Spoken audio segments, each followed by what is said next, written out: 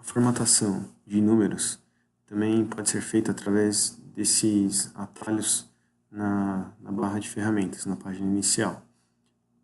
Existem as opções de formatação de moeda, porcentagem, separador de milhares e inclusão e exclusão de casa decimal. Então, por exemplo, posso aumentar ou diminuir as casas decimais desse número, utilizando esses botões de atalho.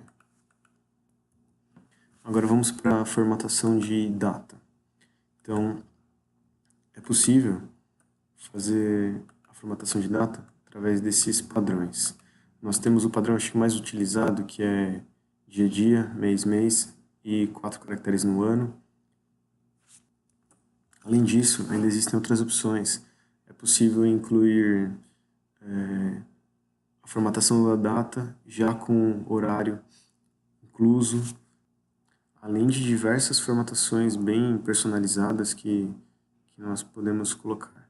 Eu vou colocar o padrão que mais utilizado, que é utilizando dia, mês e ano na exibição. A formatação de hora nós podemos fazer da seguinte forma, utilizando esse padrão de 24 horas, que ele conta da hora 0 até a hora 24, ou o padrão de 12 horas, que vai exibir o horário AM e PM, né, de manhã e de tarde. Então, existem as opções. Além disso, também existe uma opção acumulada, que é essa daqui. Por exemplo, se nós temos que calcular, fazer algum cálculo com horas, então eu tenho que calcular, por exemplo, as minhas horas extras de trabalho.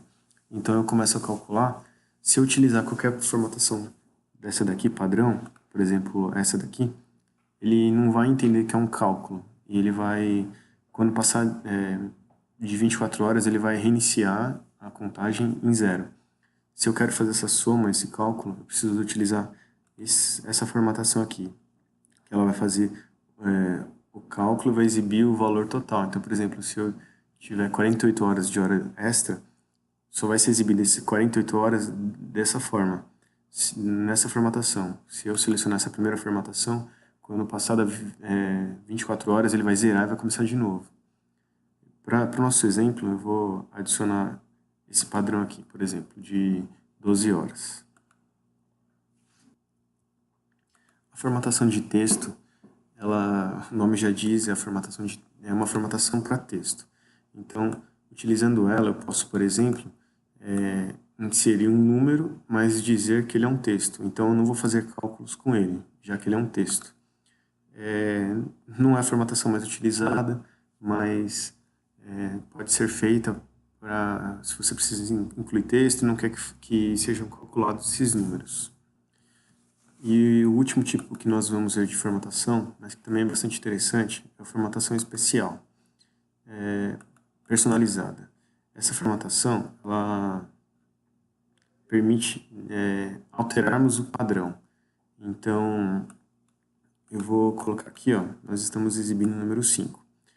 Eu quero, por exemplo, exibir esse número 5, só que num formato com 4 números. Então, eu quero que ele seja exibido 0005. Então, eu vou digitar aqui, que esse padrão vai ser dessa forma, com 4 dígitos.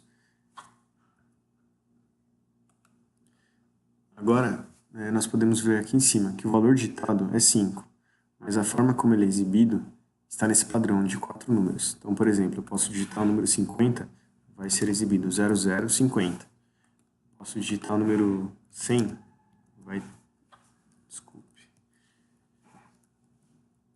vai ter o número 0 antes, por causa dessa quarta casa. É muito importante nós entendermos a utilização certa de cada um tipo de formatação de célula. E também utilizar esse tipo de formatação, porque através dessas formatações que são exibidos os nossos dados de forma correta na planilha. Utilizando esse recurso que eu vou exibir um número, uma planilha de cálculo, eu vou exibir esse número da forma certa, com decimais, com separador de milhares, ou numa planilha de cálculo de valores, eu vou exibir esse número como uma moeda mesmo. Ou numa planilha que eu utilize data e hora, eu vou exibir da forma correta. Ou se eu precisar fazer alguma formatação especial, preciso de criar um ID que utilize 4 caracteres. E eu estou começando agora, meu primeiro número é 1, mas eu não quero que seja exibido só 1, eu quero que exiba no formato de 4 caracteres.